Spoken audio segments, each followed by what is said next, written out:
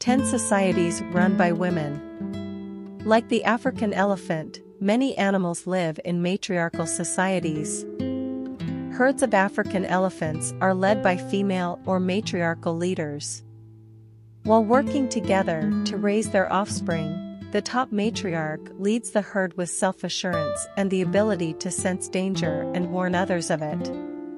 Other animal groups, such as bonobos, lemurs, meerkats, and ants, also have matriarchs. Like the African elephant, there are human social orders that ladies run. These ladies are wild, steadfast, wise, and out boss. Here are 10 female-run organizations. 10 Minangkabau. Minangkabau is the world's largest matriarchal society on the Eastern Islands above Australia. In this society, where women are valued and even favored, over 4 million people participate. Having a daughter is frowned upon in some cultures, but not here. The Minangkabau family name and property are passed down from mothers to daughters because women run the society. After marriage, grooms move into the bride's house. Although it may appear as though women control everything, men and women both contribute equally to Minangkabau society. At age 10, young men leave their mom's home to remain in men's quarters to master functional abilities and strict lessons. Men hold strict and political workplaces with the authorization of ladies. Even though the clan chieftain is usually a man, women help choose them and can remove them from office if they get too angry. 9 Bribri.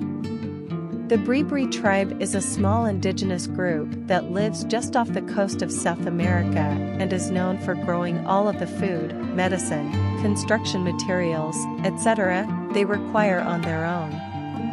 The clans of this self-sufficient society are made up of extended families.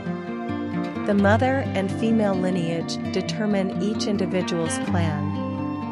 Men are limited to raising their sister's children because the father's clan does not produce boys. Women are the only ones who can inherit the land, making it easier and more sustainable for people to grow and harvest their own food. The agroforestry process encourages foraging and food harvesting from natural flora and fauna. It is a wellspring of pride and initiative divided between the ladies to give fundamental necessities to their families.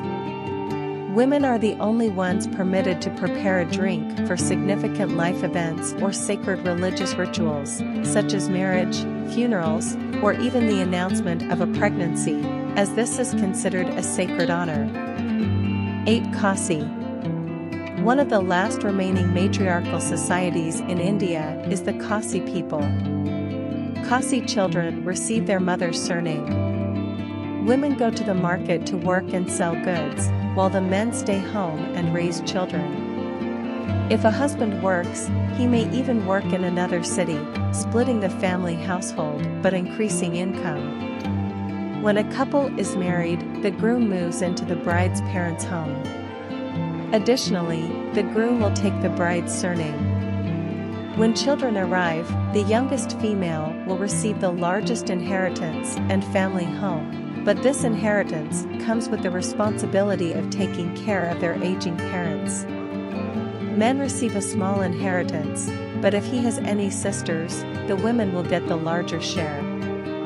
Although the Khasi society is more equal in sharing responsibilities than others, women are still predominantly in power. The people follow the laws of the Indian government, and many Khasis practice Christianity, with some families integrating the men as the family patriarch, like what is seen in Western culture. 7 Mosuo.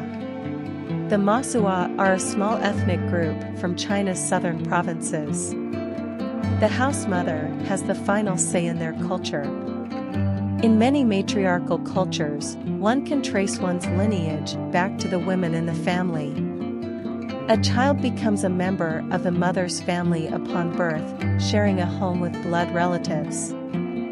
Walking marriages are a way of life for Mosuo people, where they live separately but enjoy each other's company at night or when it's convenient. While many strolling relationships are long-haul, ladies can engage different men on the off chance that the two players are intrigued. Since the mother is the lineage bearer, an illegitimate child cannot exist. The father plays a minor role in the upbringing of the children because they are always under the mother's care. Naturally, the maternal side of the family receives the land if it is to be passed on. After their mother, the oldest daughter will become the next matriarch, and adopted daughters can also become matriarchs. 6. Nagavisi. The Nagavisi people live on a large tropical island, bordering Indonesia and Australia. Similar as the Bribri of Costa Rica, food creation is the emphasis of life on the island, and ladies assume the main part in effectively executing such a gigantic endeavor. Every adult woman has the right to farm on the land of her ancestors, which goes to her daughter. The tribe's men and husbands perform manual labor tasks like farming, harvesting the actual goods, and clearing the land. However, marriage isn't normal practice. In the event that a couple is seen together, dozes together, and the man helps her territory, they're viewed as hitched. 5. Akan. The Akan people, who live along the Gulf of Guinea, are another matrilineal society run by women. Because their culture is based on maternal ancestry, positions in the financial and political world are determined by the mother's lineage.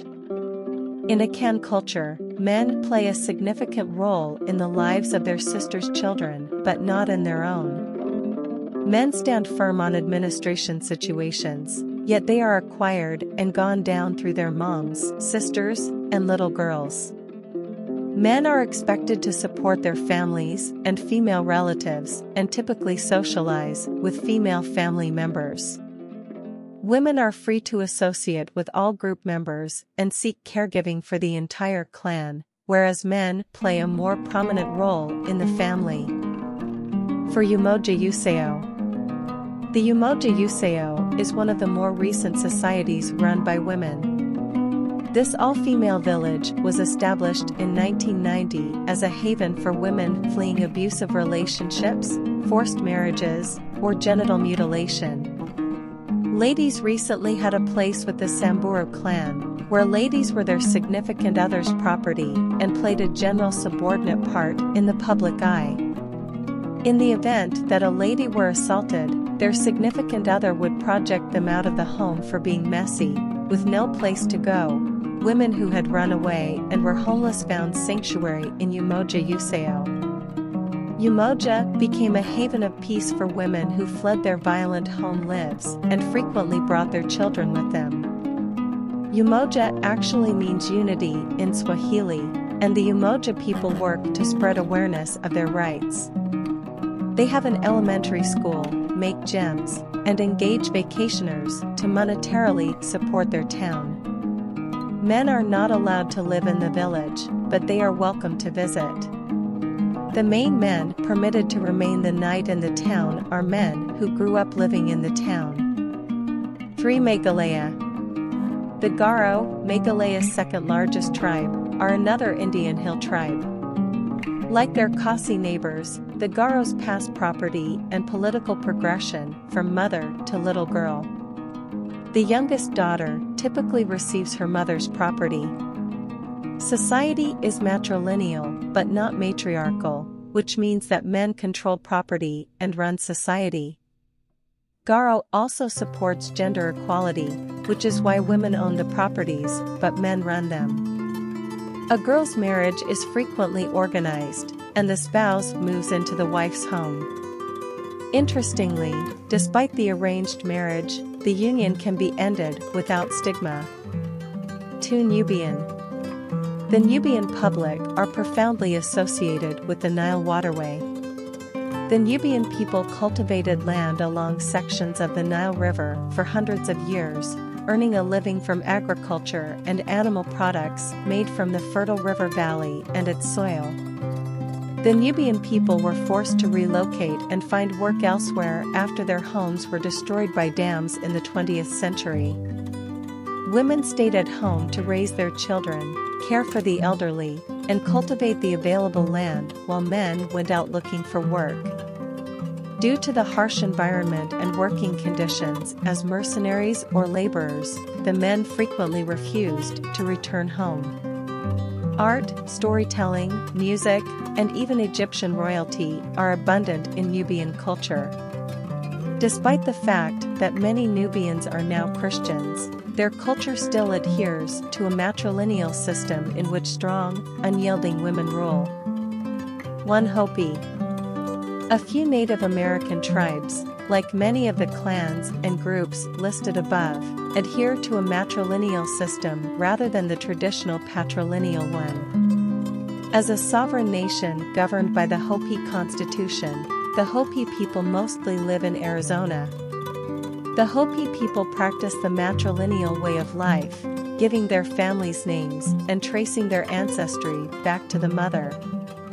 The paternal side of the family gets to choose the child's name after the birth, but only the paternal women can suggest a name. A single name is selected after the names are gathered together. It could be a native English name or any combination of the two.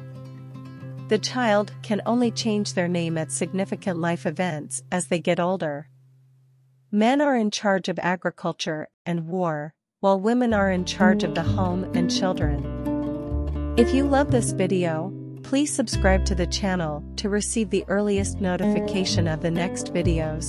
Click the like and share button to spread this video to everyone. And please take a look at the video description to support us. Thank you for taking the time to watch this video.